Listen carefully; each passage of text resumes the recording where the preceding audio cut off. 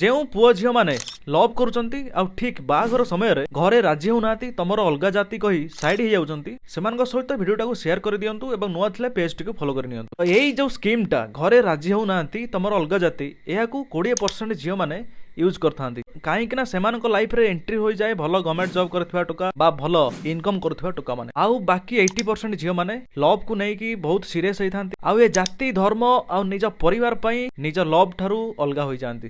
ବହୁତ ଜଣ ଭାଇ ଭଉଣୀ କମେଣ୍ଟ କରିଥିଲେ ଯେ ସେମାନଙ୍କର 8 ବର୍ଷର 9 ବର୍ଷର ଲଭ୍ ଏଇ ଜାତି ପାଇଁ ଘର ଲୋକଙ୍କ ପାଇଁ ବିଚ୍ଛେଦ ହୋଇଯାଉଛି। ତ ଆପଣମାନେ ଥରେ ଭାବନ୍ତୁ, ଗୋଟେ ପୁଅ ବା ଗୋଟେ ଝିଅ ସହିତ ରିଲେସନସିପରେ ରହିବା ପରେ ଯଦି ଏଇ ଜାତି ଧର୍ମ ପାଇଁ ପରିବାରରେ ଥିବା ଲୋକମାନଙ୍କ କଥାରେ ପଡ଼ି ଯେଉଁ ଧୋକାଟା ଦେଉଛନ୍ତି, ତ ଏଇଟା କେତେ ଦୂର ଠିକ୍ ଆପଣମାନେ କମେଣ୍ଟ ମାଧ୍ୟମରେ ଜଣାନ୍ତୁ। ସବୁଦିନ ଶୁଣୁଥିବେ ଯେ ଏଇ ଜାତି ଧର୍ମ ପାଇଁ ବର୍ଷକୁ ହଜାର ହଜାର ପ୍ରେମୀ ଯୁଗଳ ମାନେ ସୁଇସାଇଡ୍ କରୁଛନ୍ତି। କିଛି ଜ୍ଞାନୀ ମହାପୁରୁଷ ମାନେ ଅଛନ୍ତି କମେଣ୍ଟରେ ଆସିକି ଜ୍ଞାନ ପେଲି ଯେ ଆପଣଙ୍କ ଭିଡ଼ିଓ ଦ୍ୱାରା ଆମ ଜେନେରେସନ୍ ଖରାପ ହେଉଛି। ଆପଣମାନେ ଗୋଟେ ଝିଅ ବା ଗୋଟେ ପୁଅକୁ ଯେଉଁ ଧୋକା ଦେଉଛନ୍ତି ଜାତି ଧର୍ମ ନାଁରେ, ସେଇଟା କେତେ ଦୂର ଠିକ୍ ଆପଣମାନେ ଟିକେ ଭାବନ୍ତୁ। ତ ସମାଜ କଥାରେ ପଡ଼ି ଆପଣମାନେ ତାଙ୍କୁ ବିଚ୍ଛେଦ କରିଦେବା ସହିତ ଅଲଗା ଜାଗାରେ ନେଇକି ଆରେଞ୍ଜ ମ୍ୟାରେଜ କରିଦେଉଛନ୍ତି। ରିସେଣ୍ଟ କେସ୍ ତ ବହୁତ ଚାଲିଛି, ବର୍ତ୍ତମାନ ମର୍ଡର ହେଉଛି, ଫ୍ରିଜରେ ନେଇ କାଟିକି ରଖିଦେଉଛନ୍ତି। ତ ଯେଉଁମାନେ ଜାତି ଧର୍ମକୁ ମାନୁଛନ୍ତି ସେମାନଙ୍କ ପାଇଁ ପଦଟିଏ ଯେ ଲଭ୍ କରିବା ଆଗରୁ ଆପଣମାନେ ସବୁ କିଛି କ୍ଲିୟର କରିଦିଅନ୍ତୁ।